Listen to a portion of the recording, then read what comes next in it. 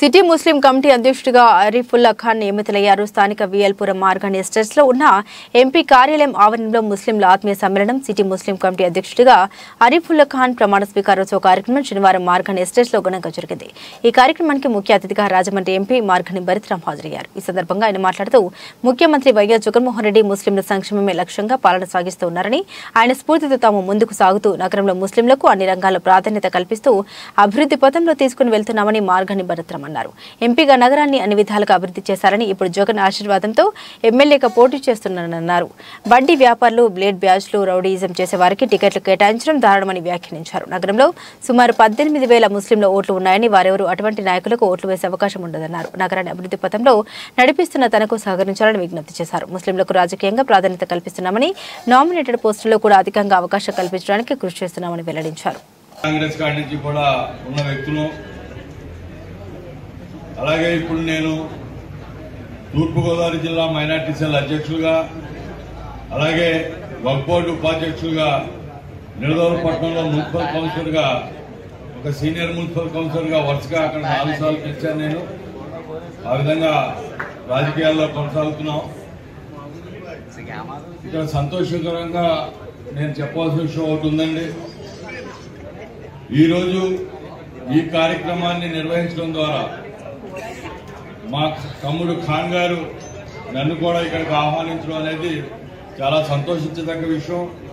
ఎందుకంటే సుమారు minority cell జిల్లా అధ్యక్షులుగా నన్ను కూడా నియమించి 1 సంవత్సరం అయినప్పటికీ కూడా మా జిల్లా కమిటీ ఇంతవరకు ఏర్పాటు చేయకపోవడం వల్ల మేము కూడా కమిటీని నియమించి ఈ విధమైన సమావేశాన్ని మేము కూడా నిర్వహించడం జరగలేదు. కానీ మొట్టమొదటిసారిగా ఈ సంవత్సర కాలంలో నేను కూడా అధ్యక్షుని అయ్యాక ఇంతమంది నా మైనార్టీ సోదరుల ముందు మీ అందరితో కూడా నాకు మాట్లాడే అవకాశాన్ని కల్పించినటువంటి మా తమ్ముడు ఖాన్ గారికి, అలాగే రాజమండ్రి స్థానిక ముస్లిం నాయకులందరికీ కూడా ముందుగా నేను ధన్యవాదాలు తెలియజేస్తున్నాను. అలాంటి ఉద్యమాలు చేసిన వాళ్ళు అందుగురించే మనం మార్గాన్ని భర్తీ వెనకాల ఉండి నెగ్గిస్తే మినిస్టర్ రాయంలో చాలా పనులు ఉన్నాయి. ముస్లిం మసీదులు కానీ, మైనార్టీ సోదరులు కానీ, మనం ఎవరో ఎర్ర చూపించాలని తెలుగుదేశంలో రాత్రి ఏదో పార్టీ టికెట్ ఎప్పుడు ఇస్తాడో ఎప్పుడు పీకెత్తాడో తెలియదు ఆ వాసుకి. అదేవిధంగా తిరుగుతూ ఉంటాడు. ఆ చంద్రబాబు కన్నాకే నెగ్గుతాడో లేదో ఆయనకే నమ్మకం లేదు. మన అనౌన్స్ ఇచ్చింది ఆవిడ భార్య, ఎవరో తీసుకున్నాను ఆయనకి నేను నిలబడిపోతానంటుంది.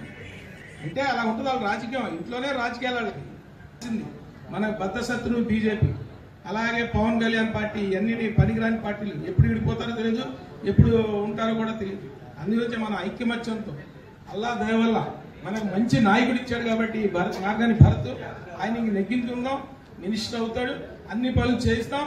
మేము కూడా దగ్గరుండి ఎవరికి ఏం సమస్యలు ఉన్నాయో చెప్పండి, మేము ఉంటాం. మీరు కూడా ఒక యూత్ లీడర్ మన ఆరిఫ్కి కమిటీ వేయించాం, టౌన్ కమిటీ ఆరిఫుల్లాకి, అర్థమైందా? అలాగే నిజాం గారు స్టేట్ లీడర్ అయ్యారు. అలాగే మన ఈడున్నాడు, మన రమీజ్ ఉన్నాడు, అలాగే అక్రమ్ ఉన్నాడు. వీళ్ళందరూ నాయకులే. మన బడాఖాన్ ఎప్పటి నుంచో పార్టీ గురించి కష్టపడుతున్నాడు. కాంగ్రెస్ లో తిరిగినోడే బడాఖాన్ కూడా, అర్థమైందా? షబీర్ అని వీళ్ళందరూ మీరు కూడా ఒక నాయకత్వం ఉండి ఒకవేళ ఈ దీంట్లో ఉంటే ఎంపీ గారితో చెప్పి మనం చక్కనైన పనులు చేయించుకోవచ్చు. అందుగురించి వచ్చే రాజకీయాల్లో మేము అందరం ఉమ్మడిగా ప్రతి మసీదులో ప్రతి ఇంటింటికి గుమ్మం తిరిగి మనం భరతరాంని ఎక్కించుకుంటే రేపు మా అందరి పనులు అవుతాయి, చక్కగా ఉంటుంది. హిందూ ముస్లిం గొడవలే ఉండవు, చక్కగా పోతారని చెప్పి కోరుకుంటూ నేను సెలవు తీసుకుంటాను. సెల్ నగర కమిటీ యొక్క ఈ సన్మాన అభినందన కార్యక్రమానికి మన అధ్యక్షులుగా ఉన్నటువంటి ఆరిఫుల్లా ఖాన్ గారు అలాగే వారి యొక్క కమిటీని ఏర్పాటు చేసుకొని వచ్చే ఎన్నికలకి మనం మేము సిద్ధంగా ఉన్నాము. మేము వచ్చే ఎన్నికల్లో కష్టపడి మరి భారీ మెజారిటీతో రాష్ట్రంలో ముఖ్యమంత్రిగా జగన్మోహన్ రెడ్డి గారిని, అలాగే మన రాజమండ్రి నగరంలో మార్గాని భరత్రాం గారిని భారీ మెజారిటీతో ఎమ్మెల్యేగా నగ్గించే విధంగా వారి యొక్క ఈ మొట్టమొదటి అడుగు ఏదైతే వేశారో బైక్ ర్యాలీ ద్వారా మనం అదే విధంగా ఇదే జోష్తో మనం గెలుపు వైపు వెళ్లాలని చెప్పేసి కోరుకుంటూ మరి ఇవాళ రాజమండ్రిలో 350 పైన సెంట్రల్ జైల్లో ఉన్నారు. వాళ్లే గనక రోడ్ల మీద ఉంటే మన పిల్లల్ని కంబాల్ చెరువు పంపించగలమా? మన పిల్లల్ని హ్యాపీ స్ట్రీట్కి పంపించగలమా? మన పిల్లల్ని లేకపోతే ఓపెన్ ఎయిర్ థియేటర్కి పంపించగలమా? బయటికి పంపించగలమా? ఇవాళ ఒక రాజమహేంద్రవరానికి నేను గర్వంగా చెప్తా ఉన్నా, ఒక రక్షకుడిగా నేను ఇవాళ రాజమహేంద్రవరంలో వీళ్ళ మనస్తత్వాలకి భూములు కబ్జాలు అయిపోతాయి, వీళ్ళ మనస్తత్వాలకి స్థలాలు కబ్జాలు అయిపోతాయి. వాళ్ళు ఎలా పైకి వచ్చారు, ఏ రకంగా పైకి వచ్చారు? ఇవాళ ప్రజలందరూ కూడా ఆలోచన చేయమని ప్రతి ఒక్కరిని కూడా కోరుతా ఉన్నా. ఇది కాకుండా రాజకీయాల్లో ఎంత హీన స్థితికి తీసుకెళ్లిపోయారు అనేది రెండు అంశాలతో చెప్తారు. ఇవాళ కొన్ని కరపత్రాలు మార్కెట్లో డిస్ట్రిబ్యూట్ చేస్తా ఉన్నారు. ఏంటంటే కంబాల్ చెరువులో నాకు 25% వాటా అంట, ఆనం కళా కేంద్రంలో 25% వాటా అంట. మరి ఇంకా బోల్డ్ అంత లిస్ట్ రాశారు. నేను ఇవాళ ఒక్కటే ఓపెన్ గా ఛాలెంజ్ చేస్తా ఉన్నా, 25% వాటా కాదు కదా, 1% వాటా మీరు కనుక నిరూపిస్తే నేను రాజకీయాల నుంచి నేను పక్కకు తప్పుకుంటా. అంటే ఒక సిగ్గు, ఒక నీచం, ఉచ్చలు లేకుండా వీళ్ళు చేసే కార్యక్రమం. ఇవాళ మోరంపూడి ఫ్లైఓవర్ గురించి నేను శపథం చేశాను, ఇదే వేదికగా ఆనంద్ రీజెన్సీలో శపథం చేశాను. ఏమని శపథం చేశాను? మోరంపూడి ఫ్లైఓవర్ కనుక నేను నిర్మించకపోతే నా ఆస్తి అమ్మైనా కానీ నేను ఫ్లైఓవర్ నిర్మిస్తా ఉన్నా. మరి ఇది కదా కావాల్సింది రాజకీయాల్లో, 40 సంవత్సరాల చరిత్ర ఇది కదా. మరి వాళ్ళు చేసేది ఏంటి? చెప్పడానికి ఏమన్నా ఉందా? అయినా ఇవాళకి కూడా నాకు ఆశ్చర్యం ఏంటంటే ఇంకా తెలుగుదేశం పార్టీకి ఓట్లు ఎందుకు వేయాలని అడుగుతున్నా. ఏం చేశారని కార్డు, నేను ఇది చేశాను, నా ప్రోగ్రెస్ కార్డు ఇది అని చెప్పి నేను ప్రజల ముందుకు వెళ్తా ఉన్నా. మీకు కనుక ధైర్యం ఉంటే మేం చేసింది ఇది అని ప్రోగ్రెస్ కార్డు మీరు చూపించగలరా అని అడుగుతా ఉన్నా. ఫ్లెక్సీలు పెడతా ఉన్నారు. అమరావతి కావాలంటే టీడీపీ రావాలంట. అంటే అమరావతి ఎక్కడ రావాలి? ఈనాడు పేపర్లో రావాలి, లేదా ఆంధ్రజ్యోతి పేపర్లో రావాలి. అంతకుమించి చేసేది ఏం లేదు. టిట్కో ఇల్లులు కావాలంటే టీడీపీ రావాలంట. టిట్కో ఇల్లులు దేశంలో అన్ని చోట్ల ఉన్నాయి. ఇవాళ ఆంధ్రప్రదేశ్ లో 2 లక్షలు టిట్కో ఇల్లులు కడతా ఉంటే ఉత్తరప్రదేశ్ లో 15 లక్షల ఇల్లులు కడుతున్నారు, మహారాష్ట్రలో 10 లక్షల పైన ఇల్లులు కడతా ఉన్నారు, ప్రతి చోట కడుతున్నారు.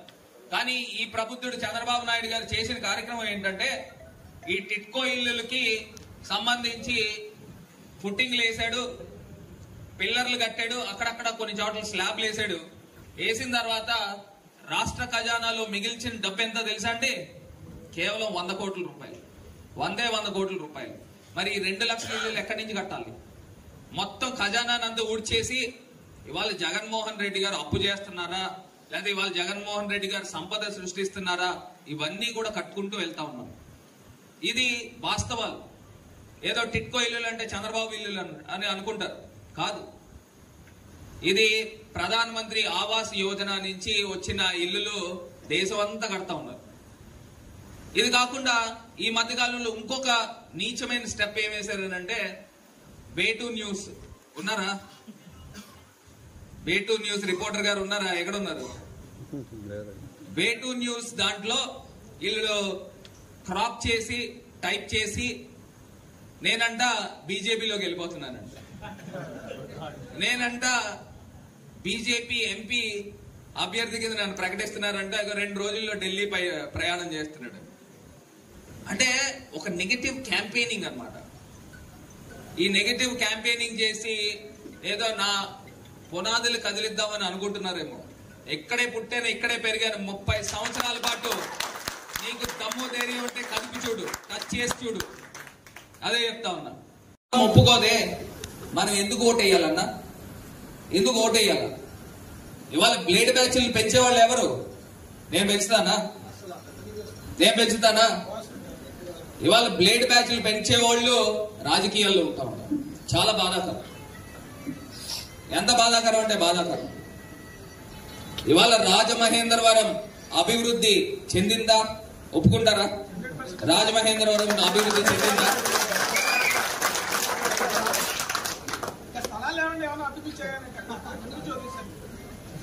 రాజమహేంద్రవరం అభివృద్ధిలో పరుగులు పరిగెడతా ఉంది.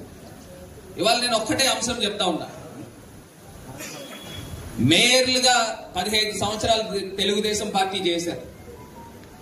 అదేవిధంగా వాళ్ళ కుటుంబం దగ్గర నుంచి ఎమ్మెల్సీ చేశారు, మేయర్ చేశారు, ఎమ్మెల్యే చేశారు. ఇన్ని పదవులు చేశారే, చెప్పడానికి ఒక్కటంటే ఒకటి మనం చెప్పగలమా? వాళ్ళు ఏం చెప్తారు అని అంటే, మేము జీవోలు తేలేదు, అడ్మినిస్ట్రేటివ్ శాంక్షన్ తెచ్చామంటారు. అడ్మినిస్ట్రేటివ్ శాంక్షన్ దేనికి నాయన? అడ్మినిస్ట్రేటివ్ శాంక్షన్ తెచ్చామని చెప్తా ఉంటాం. మేము పలానాది ఇది కట్టాము కనబడుతుంది, అది మేము చేసామని చెప్పట్లా.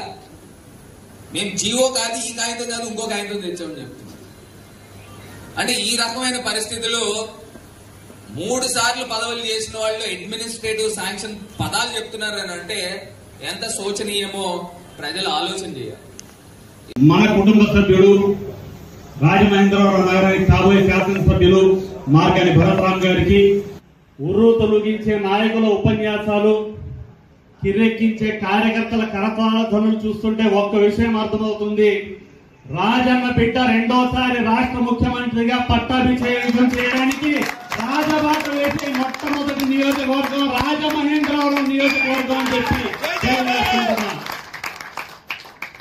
ముస్లింలు ఎక్కడున్నారంటే, గత ప్రభుత్వంలో తెలుగుదేశం పార్టీ చంద్రబాబు నాయుడు నాయకత్వంలో మైనార్టీలు ఎక్కడున్నారంటే, టోపీ పెట్టుకున్నందుకు అన్నా క్యాంటీన్ బయట ఉన్నారు. మాకు ఇచ్చిన హామీలు నిజం చేయమన్నందుకు దేశద్రోహం కేసులు ఎట్టుకుని జైలు లోపల ఉన్నారు, అవమానాల్లో ఉన్నారు. మరి జగన్మోహన్ రెడ్డి గారి నాయకత్వంలో ఎక్కడున్నారంటే, గౌరవ ముఖ్యమంత్రి గారి పక్కన ఉప ముఖ్యమంత్రిగా ఉన్నారు. మంత్రివర్గంలో మంత్రులుగా, శాసనసభ్యులుగా, శాసన మండలి ఉపసభాపతిగా, కార్పొరేటర్లుగా, చైర్మన్లుగా, జడ్పీ చైర్పర్సన్లుగా, మేయర్లుగా, డిప్యూటీ మేయర్లుగా అన్నిటికీ మించి ఎక్కడున్నారంటే లౌకికవాదానికి మూలస్తంభమైనటువంటి ఆంధ్రప్రదేశ్ రాష్ట్ర ప్రజల